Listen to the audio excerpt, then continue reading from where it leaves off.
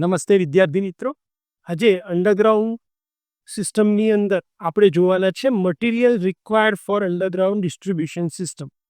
Underground સિસ્ટમમાં કયા કયા મટીરિયલ વપરાય છે એની યાદી આપણે અહીંયા જણાવવાના છીએ. તો ટોટલ 10 વસ્તુઓ છે કે જે આપણે અંડરગ્રાઉન્ડ ડિસ્ટ્રીબ્યુશન સિસ્ટમ માટે વાપરવાના છે. પહેલા વસ્તુઓ સમજતા પહેલા થોડોક સિસ્ટમ વિશે એક આઈડિયા લઈ લઈએ કે અંડરગ્રાઉન્ડ સિસ્ટમમાં શું થશે. તો કે જમીનની નીચેથી કેબલ હશે. આ કેબલ બે જગ્યાએથી બહાર આવી શકે. એક કે જ્યાં તમારું ટ્રાન્સફોર્મર લગાડવાના છો તમે ત્યાં. બીજું, ટ્રાન્સફોર્મરમાંથી જે કેબલ અંડરગ્રાઉન્ડ જશે એ નીકળશે તમારા ઘર.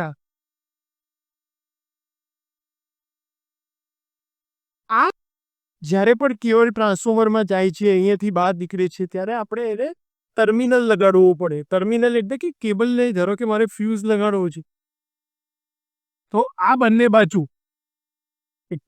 બાજુ તમારે કેબલને ટર્મિનેટ કરવું પડે જેથી કરીને તમે વસ્તુ વચ્ચે મૂકી શકો.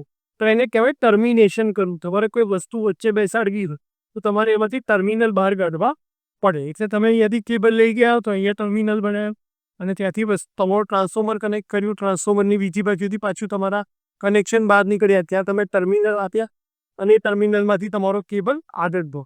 આ બધી પ્રોસેસમાં તમારે ઘણી વખત જોઈન્ટ મારવા પડે. કેબલને ટર્મિનલ આપતી વખતે એની આજુબાજુ ટેપ વીંટાળવી પડે. તો આ બધી વસ્તુઓ આપણને સિસ્ટમ ખબર હોય તો આપણે આરામથી સમજી શકીએ. તો અંડરગ્રાઉન્ડ ડિસ્ટ્રીબ્યુશન સિસ્ટમમાં સૌથી પહેલી વસ્તુ જે જરૂર પડશે એ હશે 3.5 કોર એલ્યુમિનિયમ કંડક્ટર અથવા તો કેબલ. તો 3.5 કોર એટલે શું? તો કે 3 ફેઝનું ડિસ્ટ્રીબ્યુશન હશે. આર, વાય અને બી એ તમારા આખા ફેઝ આખા કોર હશે. અને ન્યુટ્રલનું જે છે કારણ કે એમાંથી કરંટ ખૂબ ઓછો ફ્લો થવાનો છે તો આના જે ફેઝનો કંડક્ટર છે એના કરતાં અડધી સાઇઝનો આપણે ન્યુટ્રલનો કંડક્ટર લેશે.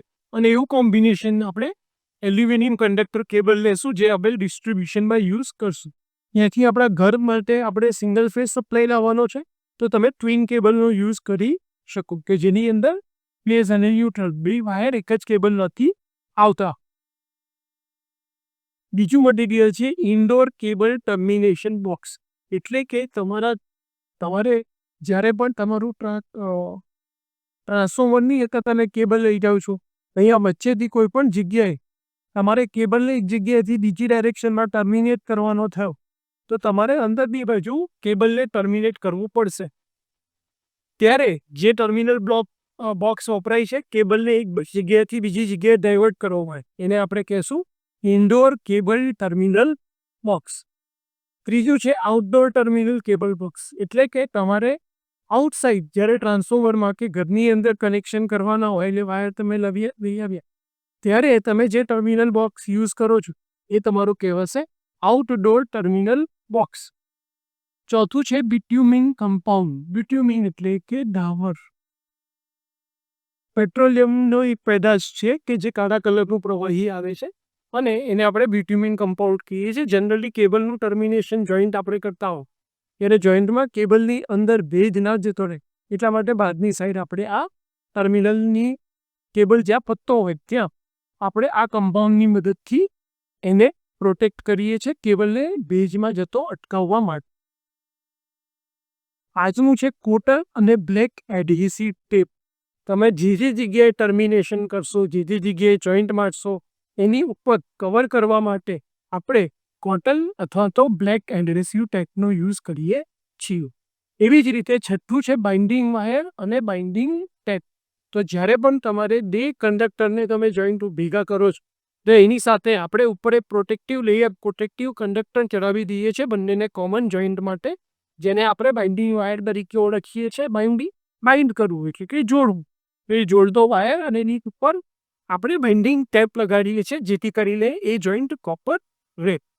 સાતમી વસ્તુ જે આપણને રિક્વાયરમેન્ટ છે એ છે એમ્પાયર કોટન ટેપ.